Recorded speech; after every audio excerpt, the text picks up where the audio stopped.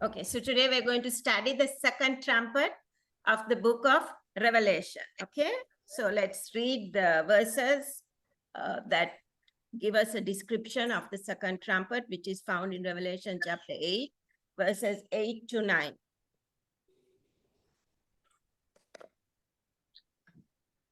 Care to read? Yes, Auntie. Then the second angel sounded, and something like a great mountain burning with fire was thrown into the sea. And a third of the sea became blood, and a third of the living creatures in the sea died, and a third of the ships were destroyed.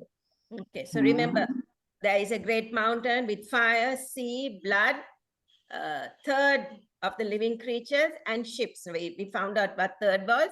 Now, this is not an asteroid or something. We are going to use what we have always used, the biblical method, where we let the Bible interpret itself to give us the answers, right?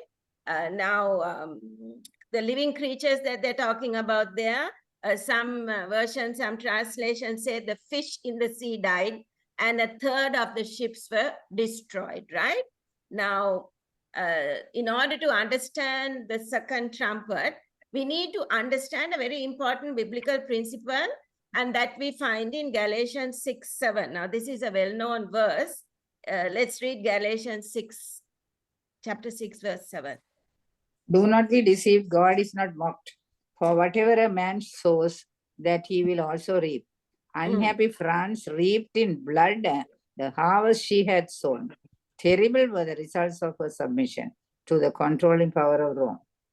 Okay, so the principle expressed in Galatians 6:7 is it not only applies to individuals. Here it says, don't be deceived, God will not be mocked. Whatever a man sows, that will he also reap. It doesn't apply only to individuals, but it also applies to nations and empires, right? And like Auntie read in Mrs. White's quotation in Great Controversy, we find that France reaped in blood the harvest that she had sown. That was the terrible persecution that the French Revolution. Yes. French Revolution. But Auntie? Is it French Revolution? Yes, Auntie. Yes. Reaped it in the French Revolution, but what they had done to kill the Christians, the Protestants before, right? So we find that the law of sowing and reaping not only applies to individuals, but also to nations, because what they sow, they will also reap, right? That is a biblical principle. What you sow, you will reap. Now, let's go through, let's notice some biblical examples of this sowing and reaping. We find that God used Assyria. Assyria is his instrument to punish his apostate people, that was Israel. And then he punished the Assyrians for treading down his people. So the Assyrians persecuted God's people. And after the Assyrians persecuted God's people, then the Assyrians suffered, but she had caused God's people to suffer. Let's read this verse that we find, interesting verse that we find in Isaiah 10, verses 5, 6, and 12. You also see it in Ezekiel 35, 5 to 7. This example of what a nation sows, that will it also reap. So let's read Isaiah chapter 10, 5, 6, and 12. Woe to Assyria, the rod of my anger and the staff in whose hand is my indignation. I will send him against an ungodly nation and against the people of my wrath. I will give him charge to seize the spoil, to take the prey, and to tread them down like the mire of the streets. Therefore, it shall come to pass when the Lord has performed all his work on Mount Zion and on Jerusalem, that he will say, I will punish the fruit of the arrogant heart of the king of Assyria, the glory of his haughty looks. Okay, so we find it speaking about Assyria and what they were going to do to Israel. And then we see the principle, a very serious one, right? That what they did, they reaped, right? So it reaped the results of what they had So now this is true of Nebuchadnezzar's Babylon. Notice Jeremiah 27 verses 6 and 7. Yes, Avi. And now I have given all these lands into the hand of Nebuchadnezzar, the king of Babylon, my servant, and the beast of the field field I have also given him to serve him. So all nations shall serve him and his son's son, until the time of his land comes, and then many nations and great kings shall make him serve them. Okay, right? So I get in the picture. So all nations serve Nebuchadnezzar. God says at the end, these nations are going to come and make Nebuchadnezzar serve them. So Nebuchadnezzar, we know, was God's servant to punish an apostate Israel. And then God punished Nebuchadnezzar for treading down his people. Now, Jeremiah, the chapters 50 and 51 of Jeremiah describe how God punished Babylon for oppressing his people. So let's read a couple of verses from Jeremiah chapter 50. Now, these are very important words that bring out this principle that we are noticing, right? And we are going to find that Babylon, as a result of oppressing God's people, what was going to happen to Babylon? So let's read Jeremiah 50 verses 14, 15, 17, 18, and 28. Because you were glad, because you rejoiced, you destroyers of my heritage. Shout against her all around. She has given her hand, her foundations have fallen, her walls are thrown down, for it is the vengeance of the Lord. Take vengeance on her. As she has done, so do to her. Israel is like scattered sheep. The lions have driven him away. First the king of Assyria devoured him. Now at last this Nebuchadnezzar, king of Babylon, has broken his bones. Therefore, thus says the Lord of hosts, the God of Israel, behold, I will punish the king of Babylon and his land, as I have punished the king of Assyria. The voice of those who flee and escape from the land of Babylon declares in Zion the vengeance of the Lord our God, the vengeance of his temple. Okay, so we can see this principle, right? It happened in Assyria, it's happening in Nebuchadnezzar's Babylon. Babylon and Assyria oppressed God's people. Therefore, God allowed nations to rise and destroy Assyria and Babylon both, right? Now, let's go to Jeremiah 51, where we can see the same phenomenon taking place. So we will read 51, 24, 34, 35, 49, and 50.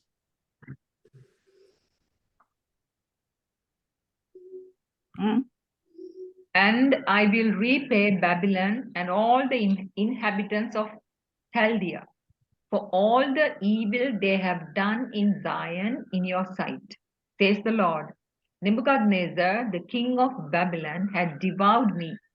He has crushed me. He has made me an empty vessel.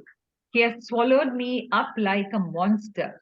He has filled his stomach with my delicacies. He has spit me out. Let the violence done to me and my flesh be upon Babylon.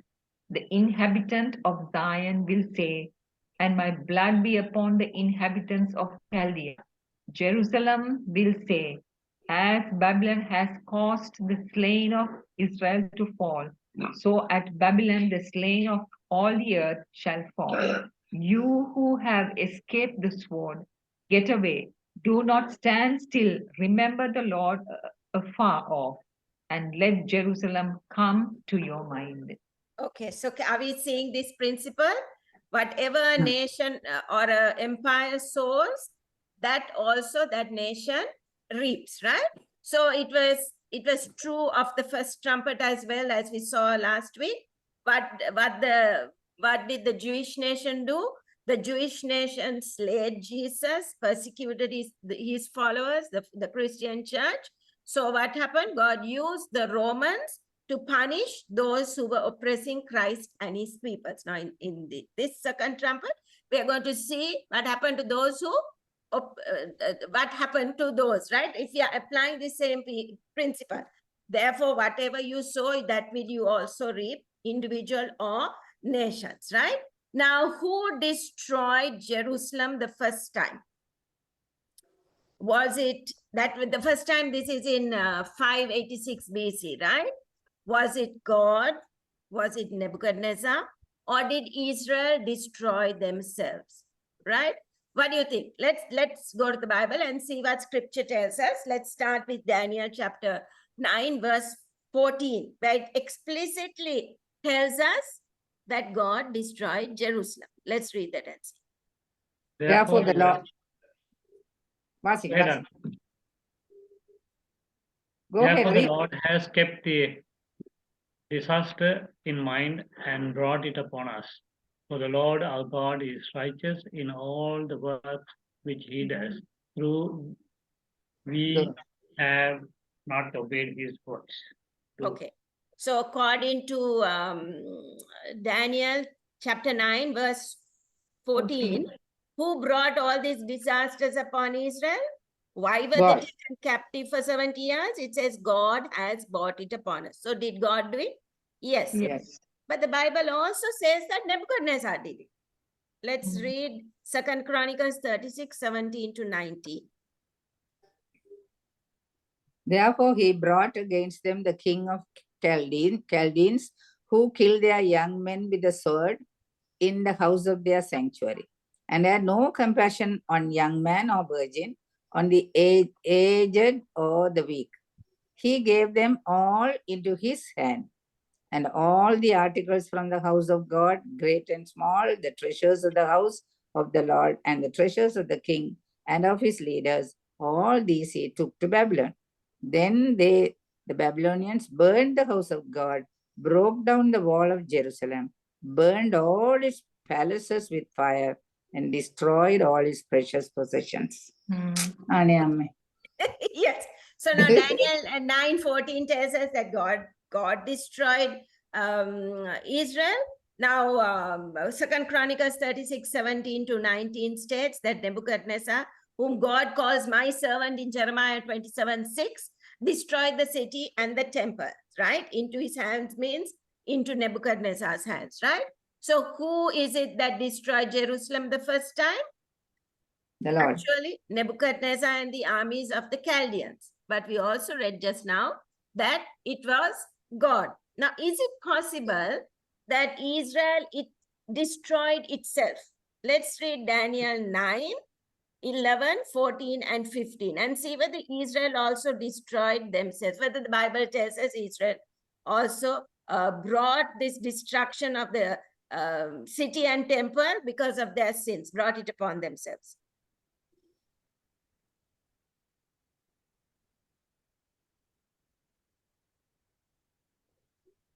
Right.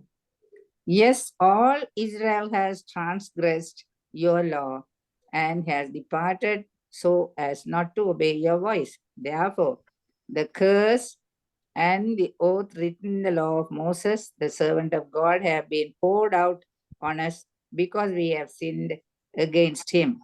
Therefore, the Lord has kept the disaster in mind and brought it upon us.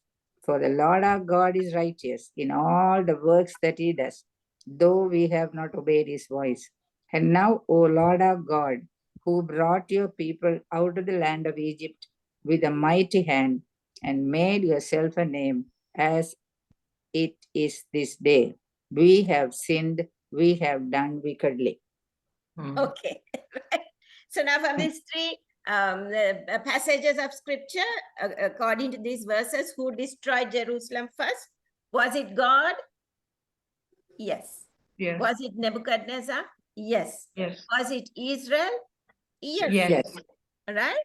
So this is how it all fits together, right? Because of Israel's sins, God employed his servant Nebuchadnezzar to destroy the city and the temple.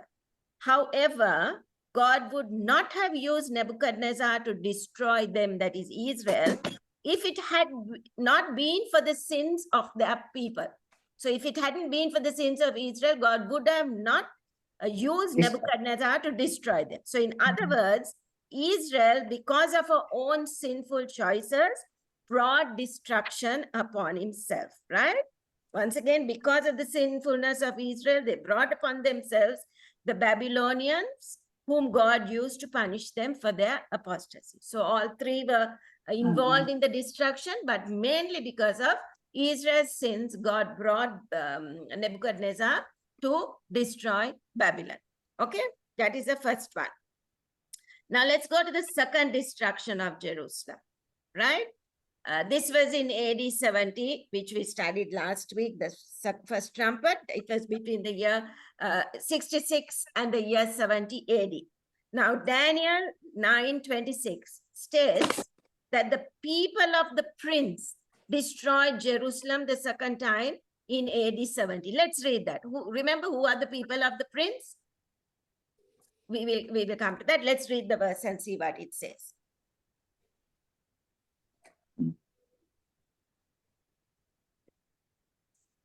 And after the 62 weeks, Messiah shall be cut off, but not for himself.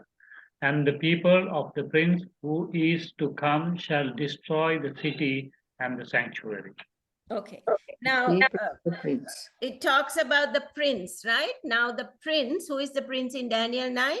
The prince in Daniel 9 is Christ, is Jesus, right? All throughout the book of Daniel, when the word prince is used, it applies to Christ. It never applies to a human being.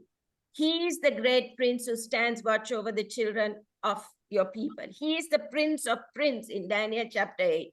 So Daniel chapter 9 is referring to, is talking about Christ, right? Now, if the prince of Daniel 9:26 is Jesus, then who must his people be? Who must the people of the prince be? Then the people of the prince must be the Jews, right? The Jewish nation. Remember, the word people throughout Daniel always refers to Israel, right? Verse 15, 16, 19, 20, 24 refers to the people of Israel, refers to the nation of Israel. So now the critical question then is, did the Jews destroy their own city and sanctuary in AD 70? Now, at first glance, at first sight, the idea seems absurd and preposterous, right? After all, the Jews did not destroy their own city and sanctuary, but did they? Did not Titus and their Roman armies destroy the city and the temple? Well, yes, Titus is the one who destroyed it. But let's pursue this a little bit. In the light of the first destruction of Jerusalem by the Babylonians, where we saw that God permitted the Babylonians to destroy Israel the first time because of the sins of Israel, right? So let's pursue this. Now, we are all familiar with the parable of the wedding in Matthew 21 verses 1 to 14, which clearly explains who destroyed Jerusalem the second time, right? Similarly to the parable of the vineyard and vineyard workers in Matthew 21, 33 to 46. It also tells us who brought the destruction upon the city. Now, in a parable in Matthew 22, as we are going to notice, as we noticed in our last study and as we're going to read here today as well, God the Father sent servants to Israel to invite them to the marriage of his son, right? That is the marriage of Jesus. Now, the first stage of the parable represents the Old Testament period, and the invitation went to Israel, God's people. Now, when God sent prophets to prepare Israel for the coming of the Messiah, Israel rejected the invitations of the prophets. Then after Christ was sacrificed, after Jesus died on the cross, the Father sent further servants. We found last time we discovered from the Bible, and we know it's Peter, John, Stephen, Paul, right? Extend the invitation to these same people.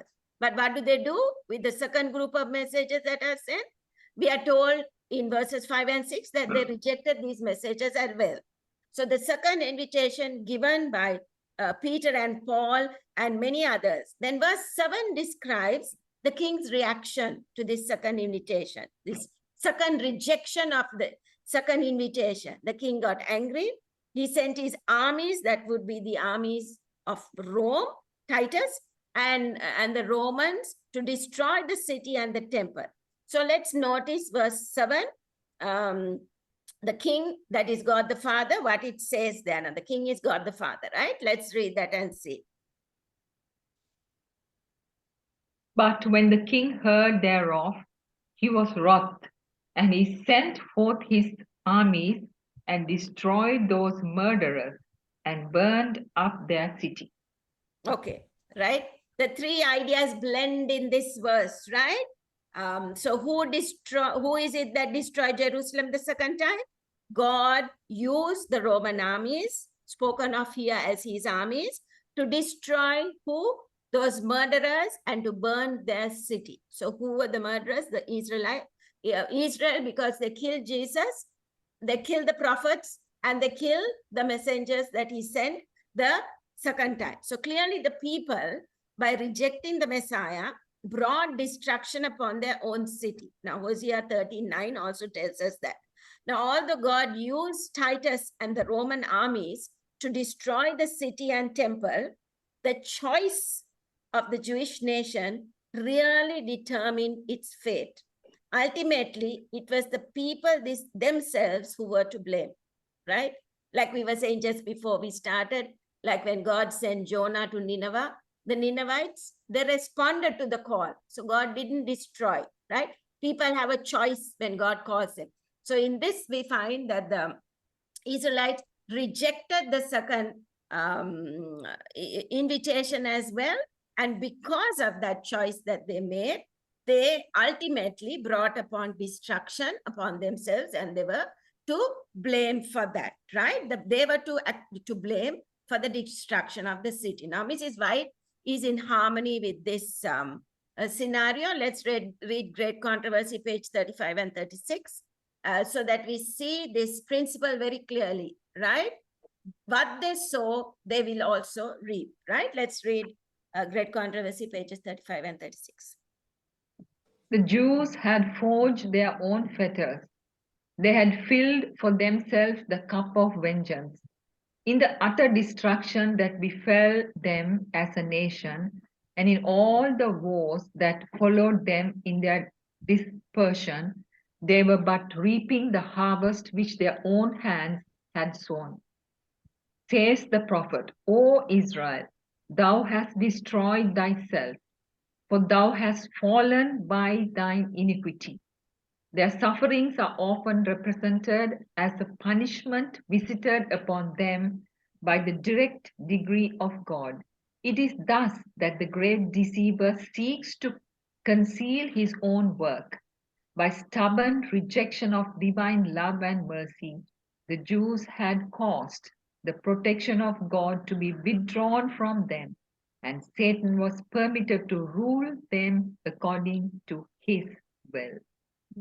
So can we see that principle clearly? Whatever nation sows, that will a nation also reap, right? So, but now what has this, what a nation sows, that will it also reap? What has that got to do with the second trumpet? Now we are going to get into the nitty-gritties of how this principle applies to the second trumpet. Now let's go to the first symbolism that we find there. We have a burning mountain, right, in the second trumpet, and this burning mountain is cast into the sea.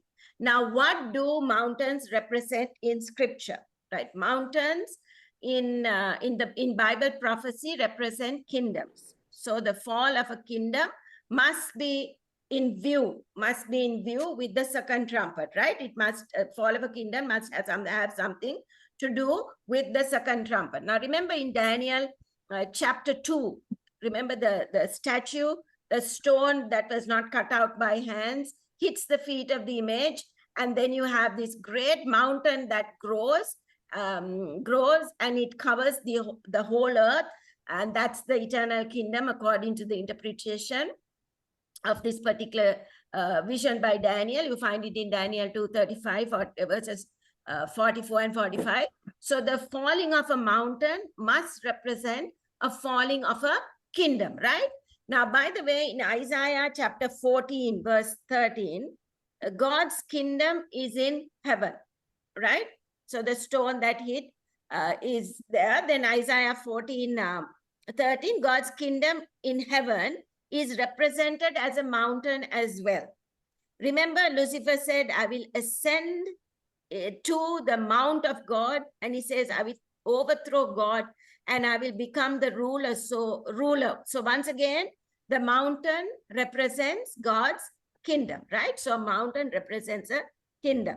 Then in Psalms 48 verses 1 and 2, Psalms 48 verses 1 and 2 speak about God's throne being in Zion, on Mount Zion. So Mount Zion is the seat of God's kingdom. It's a mountain. So once again, you find a kingdom represented to a mountain. And by the way, Revelation chapter 17, you have the dragon beast that has 7 heads, which are also identified as 7 mountains, right? The 7 heads of Daniel 17, that the beast has 7 heads, but it has 10 crowns, right? 7 heads that represent 7 mountains. And what do those 7 mountains or heads represent?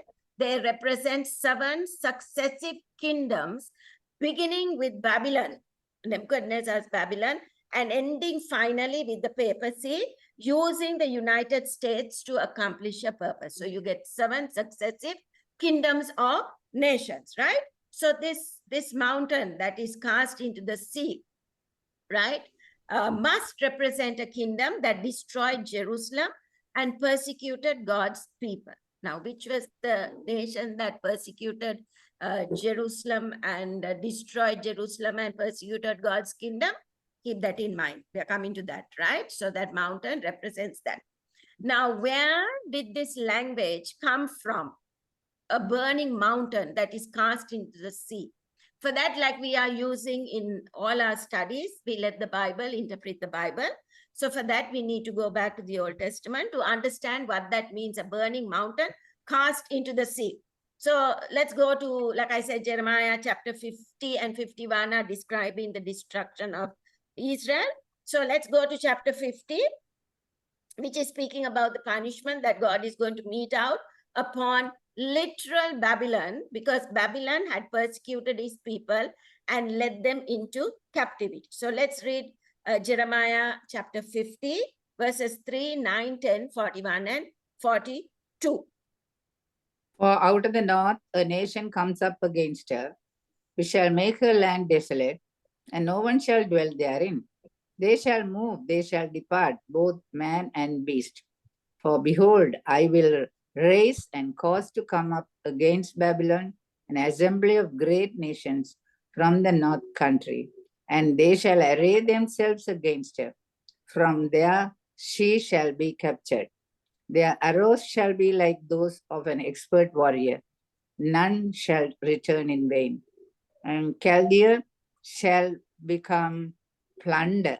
All who plunder her shall be satisfied, says the Lord.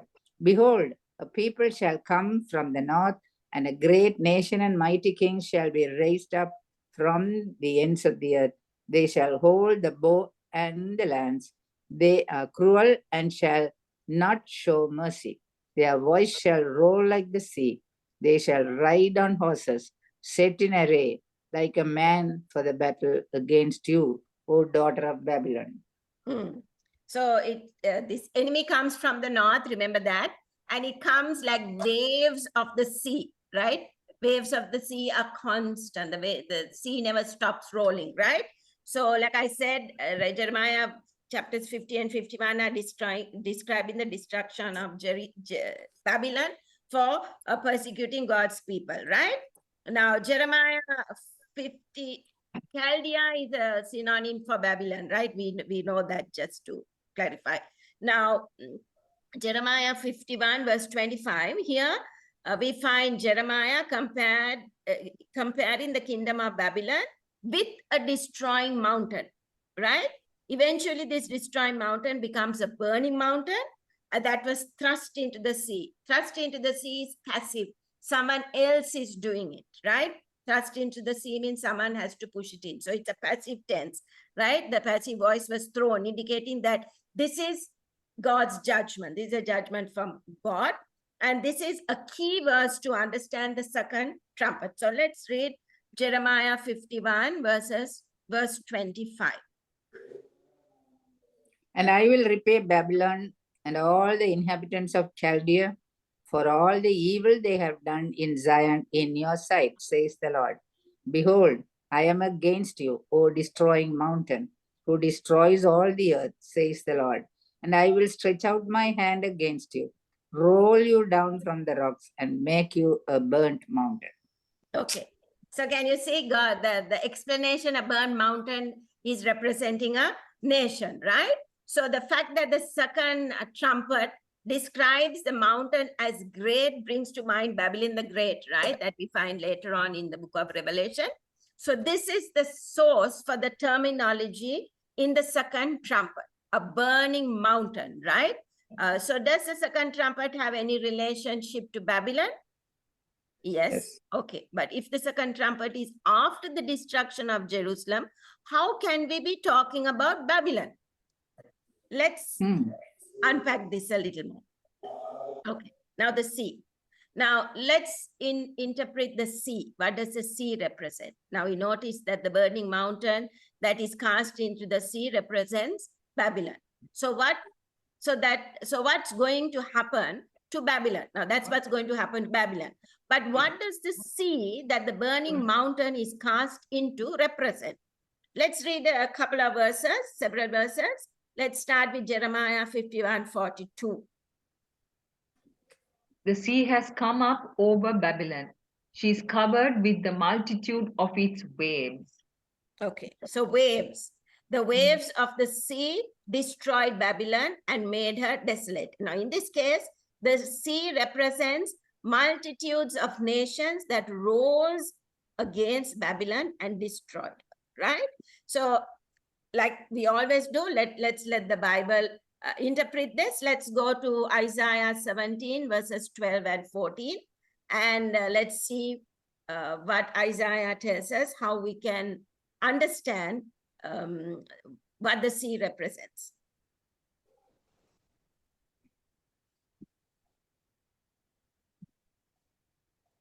Woe to the multitude of many people who make a noise like the roar of the seas, and to the rushing of nations that make a rushing like the rushing of mighty waves.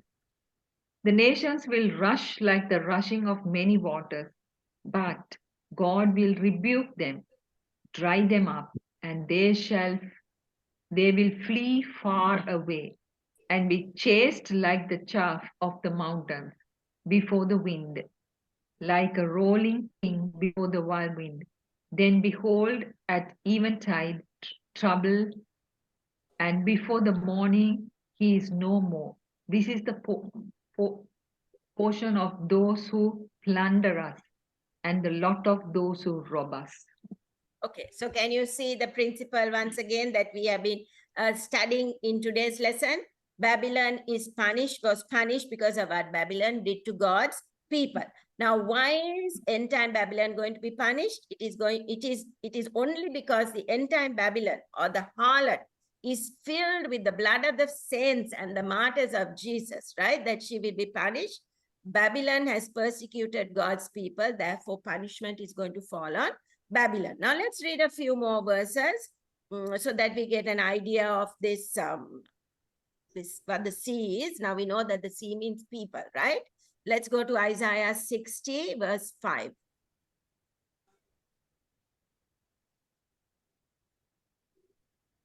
Then you shall see and become radiant, and your heart shall swell with joy, because the abundance of the sea shall be turned to you. The wealth of the Gentiles shall come to you. Now, better translation, the wealth of the Gentiles means the wealth of the nations, right? So because Israel was God's people, the Gentiles are the other nations, right? So it means the wealth of the nations, right? Then let's go to, now are the Gentiles or the nations represented by the abundance of the sea? the book of Revelation itself gives us the answer, right? Let's go to Revelation chapter 17, verse 15. Then he said to me, the waters which you saw, where the harlot sits, are peoples, multitudes, nations, and tongues. Okay, so now the mountain is a kingdom, is a nation, and the seas, the waters that you see, are peoples, multitudes, nations, and tongues. So we find this burning mountain that is cast into the sea. It means that the nation is going to fall like a burning mountain, like a kingdom falling into the sea, and the sea is going to drown this nation. Now there are going to be multitudes of nations that are going to come against this particular kingdom. Now notice Jeremiah 51, 62, 64. So Jeremiah wrote in a book all the evil that would come up upon Babylon, all these words that are written against Babylon. And Jeremiah said to Seraiah, when you arrive in Babylon and see it and read all these words, then you shall say, O Lord, you have spoken against this place to cut it off, so that none shall remain in it, neither man nor beast, but it shall be desolate forever. Now it shall be, when you have finished reading this book, that you shall tie a stone to it and throw it out into the Euphrates. Then you shall say, thus Babylon shall sink and not rise from the catastrophe that I will bring upon her, and they shall be wearied. Now this Now book, what is Babylon, darling? This. Yes, now the book that is going to be thrown. Now this is talking about Nebuchadnezzar's Babylon, right? The literal Babylon. Now we are going to come into we are now talking about the second trumpet, which is the time frame. We are going to talk about the time frame of this in the next slide. But the book that finished reading the book and tied with a stone and throw it into the Euphrates, that is referring to the two chapters, that is Jeremiah 50 and 51, right? The two chapters that are talking about the destruction of literal Babylon during Nebuchadnezzar's time, right? So we catch a picture of the total annihilation of Babylon, right? Today, the literal Nebuchadnezzar's Babylon is no longer in existence. It was totally annihilated. Now let's go to the time frame of the burning mountain, right? Now, what is the time frame of the burning mountain? Now, this is an important point. Now, since the days of Daniel, right, there were four major kingdoms, right? Four major kingdoms had risen to power and fallen. Now, this is the time during which Jerusalem was destroyed, right? Because Jerusalem was destroyed, only the second trumpet is talking about what is going to happen, right? So we found that the four kingdoms were Babylon, Medo-Persia, Greece, and pagan Rome, imperial Rome, right? Now, the power that ruled during the days of John, when John wrote the book of Revelation, was Rome. Now, last time we discussed that when the prophet wrote, now when Daniel wrote, he was writing from the time of Babylon when he was living. And when John wrote Revelation, he was writing from that time when Rome was the one that was ruling, right? Because the prophecy begins in the time of the prophet, right? Prophecy began in the time when Daniel was alive, and in Revelation, prophecy began in the time of John. So when John wrote the book of Revelation, it was Rome, right? It was Rome that was ruling. Now, had the prophecies of Jeremiah been fulfilled like the burning mountain, God cast into the sea, and the nations came and totally got rid of Babylon, and had that already taken place? To literal Babylon, yes, literal Babylon had already fallen, because after its fall rose Medo-Persia, and then Medo-Persia was destroyed, and Greece came into power. Greece was destroyed, and now Rome is in power, right? When John is writing Revelation, right? So already literal Babylon had already fallen when John saw his vision about the trumpet. So therefore, the mountain of the second trumpet, the mountain that the second trumpet is talking about, cannot refer to the fall of literal Babylon in the Old Testament, right? The language is used because it cannot refer to the original Babylon, right? The burning mountain, the language is used because it cannot refer to the original Babylon because it had already been destroyed. It was completely annihilated. Now, the critical question is this: which kingdom destroyed Jerusalem, desolated God's people, and then in turn suffered the punishment of God? The answer is, the only answer is Rome, because it was Rome. Titus's armies was Roman armies that destroyed Jerusalem. Now in Revelation 17, we see a dragon beast with 7 heads, remember? However, we just discussed that the 7 heads represent 7 mountains, and each mountain represents a kingdom that ruled beginning from Babylon. So the burning mountain that was cast into the sea at the sounding of the second trumpet was the 4th mountain or 4th head of Revelation 17, right? Namely, the Roman Empire, because the other 3 had already fallen. So the only one that was there, that was ruling during John's time, was the Roman Empire. Now, someone might wonder whether it is legitimate to take Bible terminology that describes literal Babylon and apply it symbolically to the Roman Empire. The answer is yes, for several reasons. Now, number one is we need to take a look at the Apocrypha. Now, this is one of the,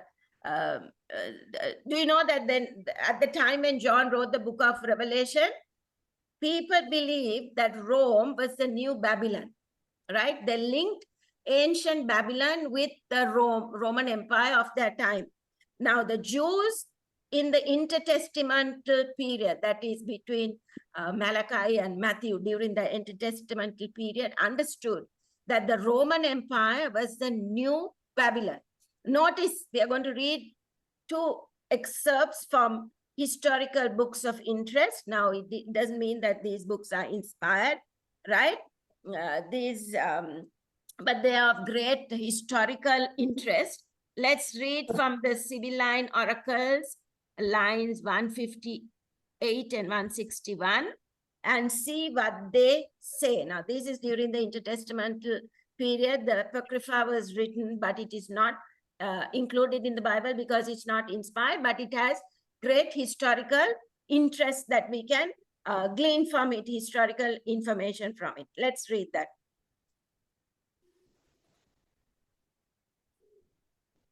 Then shall come a great star from heaven into the divine sea, and shall burn up the deep sea, and Babylon itself and the land of Italy, on whose account many faithful saints of the Hebrews have perished, and the true people.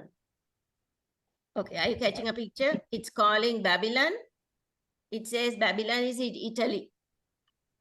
Okay, so it's very similar to what we read from the Bible.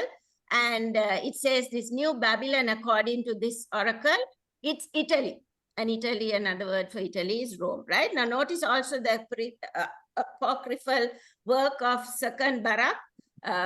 Like I said, these are not inspired, but they have great historical value. Let's read that and see what that says.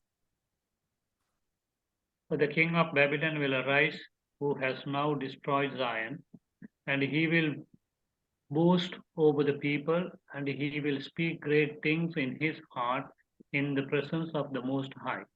But he also shall fall at last. Okay, so we find that the Jews during the intertestamental period believed that Rome was a new Babylon, right? Because they are referring to it. So when this anonymous author wrote the book of Second Barak, literal Babylon had already fallen and they had no king, right? Because it was Caesars, it was the Romans who were ruling them, right? But he says the king of Babylon. So he's referring to Rome as the new Babylon, right? So the Jews believed that Rome was the new Babylon. Now remember, we are talking about Babylon. We are trying to bring that into it. Now, here comes another interesting evidence from 1 Peter 5:13. Now, it's a very enigmatic and puzzling verse, and it is this word. Okay, let's see. We'll first read 1 Peter 5:1. This is the verse, and it is the conclusion. It's the final word, the conclusion of the book that Peter wrote. It's 1 Peter, and he's referring to somebody who lives in Babylon, right? Let's read that 1 Peter 5:13. She who is in Babylon, elect together with you, greets you, and so does Mark, my son. Okay, now, so this is Peter writing, and she, whoever this she is, Peter says is in Babylon with him and sends her greetings to whoever Peter is writing to, along with Mark. Now, was Peter in Babylon, right? Whom is Peter writing to? He's saying, you know, she who is in Babylon. Now, many scholars believe that Babylon in this text is a cryptic reference to Rome.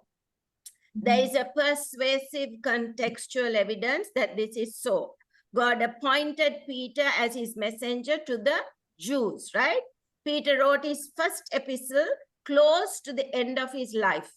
And we know that at the end of his life, Peter was in Rome, where he would die as a martyr at the hands of Nero, right? By the hands of Nero. It hardly makes sense for Peter to write from Rome and send greetings to other people from people who lived in Babylon. That doesn't make sense, right? Now, Peter is in Rome. Peter is sending greetings to some other people from people in Babylon, right? Now, the people Peter was sending the greetings from had to be in the same place as he, right? For him to say, I'm sending you greetings from this person who is in Babylon, right? So the words, she who is in Babylon greets you, and so does Mark, my son, makes no sense unless the greeters, the ones who are sending their greetings, were in the same place as Peter. Now, we may have read this verse before, but we wouldn't have given it much thought, right? So, but in the light of what we're studying, let's analyze this. Now, why would Peter, who was in Rome, said greetings to people living in literal Babylon, 2,754 miles away? Doesn't make sense, right? So there is no evidence that Peter was ever in literal Babylon. One is Babylon had been destroyed. And so there was no evidence anywhere in the Bible or in Spirit of Prophecy that Peter was ever in literal Babylon. Mark was certainly in the same place as Peter. So thus the word Babylon must be a cryptic reference to Rome, right? Now we must remember that the book of Revelation refers to Rome as Babylon, right? Both pagan and papal Rome. Now let's follow this thought a bit further. Now Nero died in 668 AD, but it was Nero who martyred Peter, right? So Peter must have died sometime before 668 AD. Most scholars date the first epistle of Peter to be sometime between 64 and 68 AD. Now, Mrs. White confirms that Peter, late in life, ministered in Rome and that Nero martyred him. Let's read what she says in her statement in the book Acts of the Apostles, page 537. In the providence of God, Peter was permitted to close his ministry in Rome, where his imprisonment was ordered by the Emperor Nero about the time of Paul's final arrest. Thus, the two veteran apostles, who for many years had been widely separated in their labors, were to bear their last witness for Christ in the world's metropolis, and upon its soil to shed their blood as the seed of a vast harvest of saints and martyrs. Okay, so Mrs. White clearly tells us that Peter, at the end of his life, was in Rome, and he sends greetings from Babylon. So Peter is referring to Rome as Babylon, right? Then what is Babylon? The Babylon is his Rome in the pagan Roman Empire. right? That makes sense because the Jews believe that Rome was the new Babylon, right? Now, history gives us a clear understanding of this and proves that there is a link between ancient Babylon and Rome, right? Now, the religion of Babylon, we studied this when we did the churches, but let's refresh. The religion of Babylon, right, of ancient Babylon, was transferred from Babylon to Asia Minor. When the Medes and the Persians came, the priests of Babylon went to Asia Minor, right, to Pergamum, right, specifically Pergamum. There is historical evidence that then the religion that was transferred from the pagan religion of Babylon that was transferred to Pergamum was then transferred to pagan Rome, right? Particularly the worship of the sun god Mithra. Now, there is a link between ancient Babylon and pagan Babylon in Pergamum, literal Pergamum, right? Now, here comes something interesting. There is also a link. Let me put this up here. There is also a link between pagan Rome and papal Rome, and that is also via Pergamum as well. Now, is that? Remember, the third church of Revelation was Pergamum during the period of Constantine, and that was the period of transitioning between pagan Rome and papal Rome. Now, that took place between AD 303 and AD 313 until the year 538, right? So when the transition was beginning between pagan Rome and papal Rome, the culture and the practices and the religion of pagan Rome were transferred via the church of Pergamum to papal Rome. So we find that there is an unbroken chain between ancient Babylon, literal ancient Babylon, through Pergamum to Pergamum in Asia Minor, to pagan Rome, and then via the church of Pergamum to papal Rome. So that's the reason why pagan Rome is called Babylon, because literal Babylon, the religion of literal Babylon was transferred to Pergamum, then to pagan Rome, from pagan Rome to the church of Pergamum, and from the church of Pergamum to papal Rome. So that's the reason why Rome is called as Babylon, right? The reason why papal Rome is called Babylon. Now, Mrs. White in The Great Controversy constantly refers to the papacy as Rome, right? She also refers to the papacy as Babylon. So this is, a fascinating story documented by historians on how the ancient religion of the sun god Mithra moved from literal Babylon to Asia Minor, to Pergamum, specifically Pergamum. Pergamum, it transferred to pagan Rome, and from pagan Rome, it transferred to the church of Pergamum, and from the church of Pergamum, it transferred to the papal Rome. So there is this link between Babylon and papal Rome, which is why they call Rome Babylon. So can you understand that? Was that link clear? I hope it was. Right, now let's go back to Revelation 8, 8 and 9 and read the description given in the second trumpet. It says there, then the second angel sounded and something like a great mountain burning with fire was thrown into the sea. So we have unpacked mountain and sea, and a third of the sea becomes blood, and a third of the living creatures in the sea died, and a third of the ships were destroyed. Now, a quick review of what we have studied so far. The great burning mountain in the Old Testament was literal Babylon, and that great burning mountain in the second trumpet, it can't be literal Babylon because this is after Jesus ascended to heaven, and it is after the destruction of Jerusalem. So this has to be a different Babylon, right? So this great burning mountain means that it is being destroyed, or it is being cast or thrown into the sea, and the sea represents the barbarian invasions. Remember, the sea, nations, multitudes, and people, and the barbarian invasions came from the north. That's what I said, remember that. the invaders came from the north. They were from the northern country. Many nations from the north of the empire came and carved up the Roman Empire totally. That's it, put the Roman Empire into disarray, ruined the commercial lines of Rome, destroyed everything that they could find in their way. But then it also says that the third of the sea became blood. Another way of saying this would be great bloodshed was a result of the fall of this kingdom. And the third of the living creatures, a better translation is the fish of the sea died. Now, who are the fish? Who are the fish? What do the fish represent? Well, as the sea represents nations, multitudes, and people, since the fish live in the sea, in other words, it is those who live in these nations, right? So the fish represents people who lived in those empires. Now, how do we know this? And where do we find that in the Bible? Let's notice Habakkuk chapter 1, verses 14 to 15, 14 and 15. Why do you make men like fish of the sea, like creeping things that have no ruler over them? They take up all the men, all of them with a hook.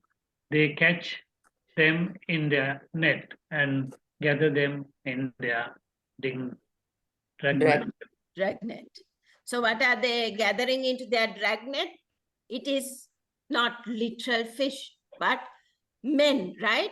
So fish represent men, people living in these nations. Now notice Ecclesiastes 9:12 and see what the Bible tells us, gives us another clear understanding of what fish means.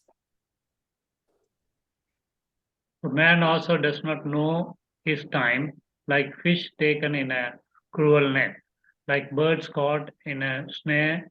So the sons of men are snared in an evil time when it falls suddenly upon them. Okay, so once again, we can see that the principle we are applying is let the Bible interpret itself. So many understandings of the second trumpet, people come out with the fact that this is supposed to be an asteroid falling into the sea, somewhere in the sea, and then the sea is swallowed up by the mountain, and the third of literal fish dying. You know, some come up with that explanation. So we are not dealing with symbols. We are applying the same principles to the trumpets where we apply to other places. We are allowing the Bible to give us an explanation to the symbols, right? So fish in the Bible represents people, right? Notice Ezekiel 29:3 and 4. Speak and say, thus says the Lord God, behold, I am against you, O Pharaoh, king of Egypt, O great monster who lies in the midst of his rivers, who has said, my river is my own, I have made it for myself, but I will put hooks in your jaws and cause the fish of your rivers to stick to your scales. I will bring you up out of the midst of your rivers, and all the fish in your rivers will stick to your scales. Okay, now who would the fish be? It would be the people, right? God is telling Pharaoh, you know, you're like a big one.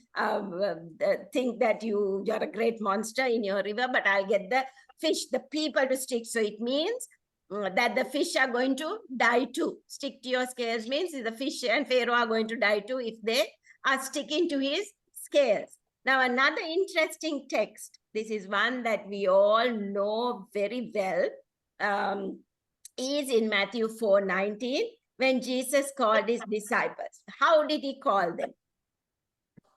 And Jesus, walking by the Sea of Galilee, saw two brothers, Simon called Peter and Andrew his brother, casting a net into the sea, for they were fishermen. Then he said to them, follow me, and I will make you fishers of men. Okay, so we know that, right? So fish represent people living in these nations, right? Because the seas represent multitude, peoples, and nation. So in this verse, what does the sea represent? The sea represents the world. And what do the fish represent? The fish represent the individuals who live in the world. And who do the fishermen represent? The fishermen represent the believers, right? And what does the boat represent in this parable of Jesus? The boat represents the church, right? You gather the fish into the church, into the boat, right? And how do you get the fish into the church? You cast a net. And that casting of the net is preaching of the gospel, right? We have done this parable, so we know that. And then the parable of the fish in Matthew chapter 13, it says that after the fish are in the boat, when you take the boat to the shore, now remember the boat is a church, and in the shore, you separate the good fish from the bad fish. So in other words, there are going to be good members and bad members in the church. They will be separated during the, Aki, I'm at a meeting, I'll call you. Huh? I'm at a study, I'll call you. Okay, I'll call you back. Sorry, where was I? And so you get the good and the bad in the church till it's during the investigative judgment that God will be dividing the good from the bad. So back to the fish in the second trumpet. What do the fish represent? They represent the human beings. So what happened with the Roman Empire, the pagan Roman Empire, when the barbarian invaders invaded it? They came from the north. Remember, the barbarian invaders came from the north. That is why the text say they came from the north. A large portion of the people who lived in the Roman Empire were killed, were slain. And the waters turned into blood because of the invasion of these barbarian tribes. I mean, they're called barbarians because they were barbarians, right? Now, is that clear? Now, let's go to ships. What about ships? Now, there are ships mentioned in the second trumpet.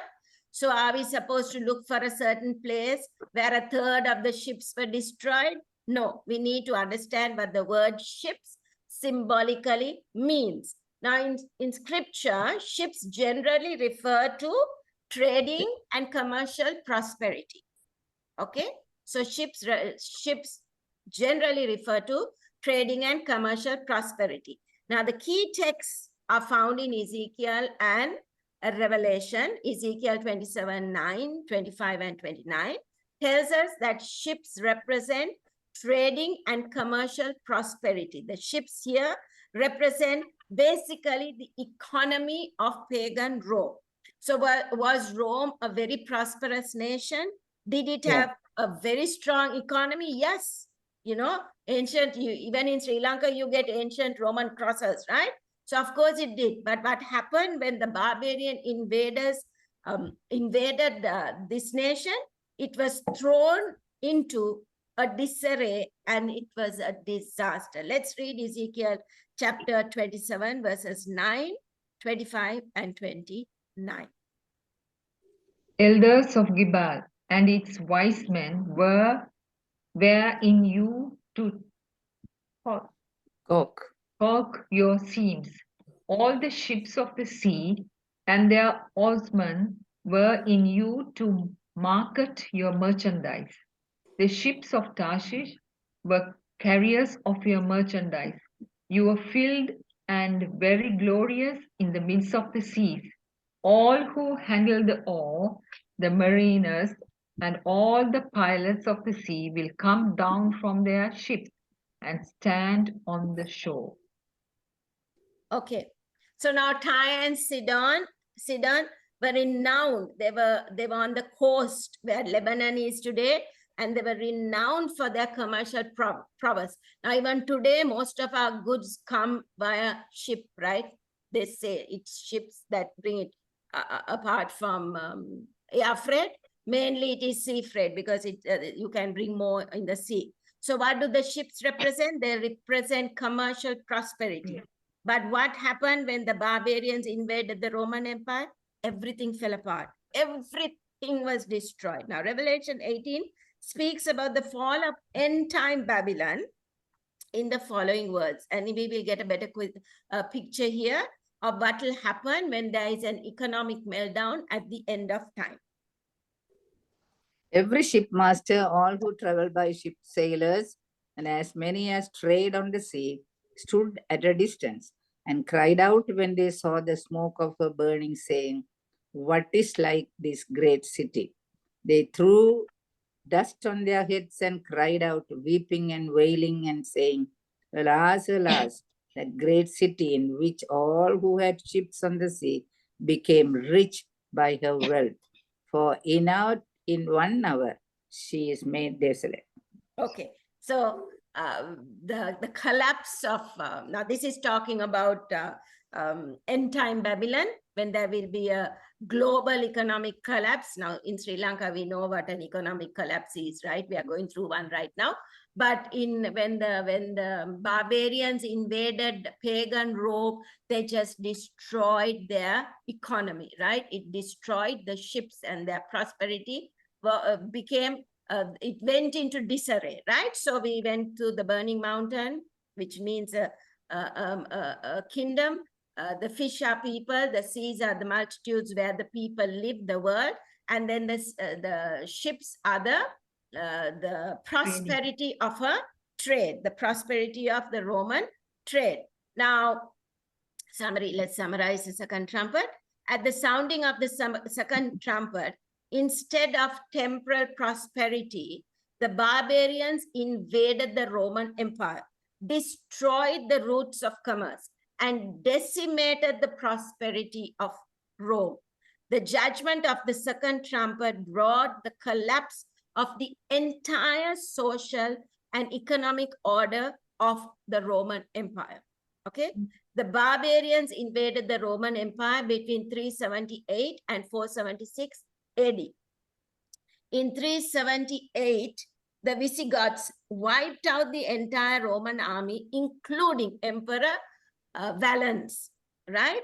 Then in 410 AD, they ravaged Rome, the first time that anyone had done that in about 800 years. They just decimated Rome. Then in 455 AD, the Vandals, by the way, they were named very well. They vandalized, they ransacked Rome for a second time in 455 AD. They vandalized the city for 2 weeks, systematically and persistently looting everything of value that they could lay their hands on. So the entire economic system of pagan Rome went belly up, right? They carried off the Carthage, that is the solid gold 7-branch candlestands, the very ones that in AD 70 Titus had carried off to Rome from the temple in Jerusalem. And Gennesaric, the leader of the Vandals, was a human predator, right? So they were not called Vandals for any old reason. Truly, they lived up to their name. They were Vandals. They vandalized the entire Roman Empire. Now, here is the key point. The Roman Empire persecuted the Jews and Christians, such as Ignatius and Polycarp. They were the martyrs, right? As well as heretic Christians, such as the Arians. Therefore, when the second trumpet blew, God came up in judgment against Rome, right? Is the biblical principle clear? Whatsoever Rome sowed by persecuting God's people, Rome now will reap it, right? So Rome reaps what they sowed. Now remember, we studied the reason why the trumpets blow. They are partial judgments of God upon nations or systems that have oppressed and persecuted God's people, right? The barbarians destroyed the roots of commerce, decimated the cities, ransacked Rome. So Rome became practically a ghost city. Okay. Now, to finish, let's, incidentally, I hope we recall, let's go to the second, to this slide that I put up there, second church of, in our series of the second churches. The second church is the church of Smyrna, right? Just before the Pergamum church, right? So it is very interesting. In the church of Smyrna, we find an abundance of death language. Why? Because this is the persecuted church, persecuted by the Roman emperors, right? because they persecuted, they destroyed Jerusalem, they persecuted God's people, we find that the second trumpet blows on them, right? So let's take a quick look at Revelation chapter 2 and what it says about the church of Smyrna. And to the angel of the church in Smyrna write, these things says the first and the last, who was dead and came to life.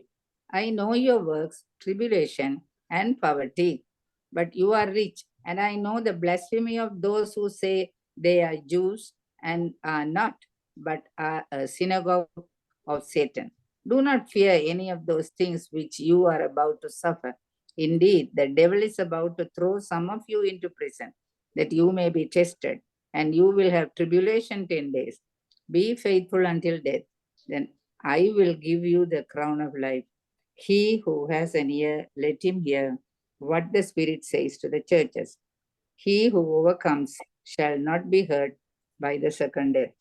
Okay, so remember the 10 days, the persecution lasted from 303 to 313 AD, right? When the emperors of Rome just massacred, persecuted the Christians, right? And we all know, if we recall, the name Smyrna means bittersweet myrrh.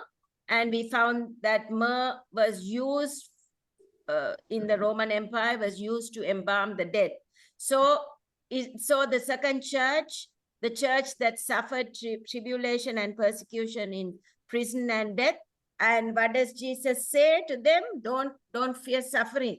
The first death is not your problem. If you are faithful, you will not suffer the second death. So basically, the second trumpet is because the Roman Empire persecuted the Christians, killed them left, right, and center.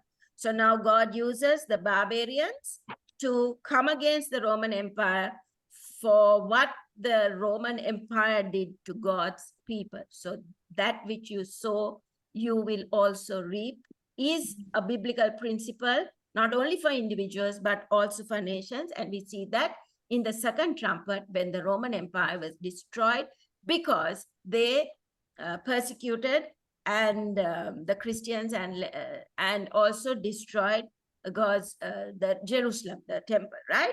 So that's the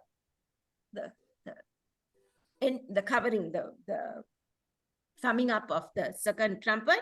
Next week we'll study the third trumpet, which is when apostasy enters the church. So as I said before, the churches and the seals and the trumpets run in the same time sequence, right? Because now the second trumpet, we know it was Smyrna. We find the seal was the same time period, and the trumpets, I wanted to put that thing up here. I have put a wrong one here, but it is the same time periods, right? They run concurrently in the series in Revelation.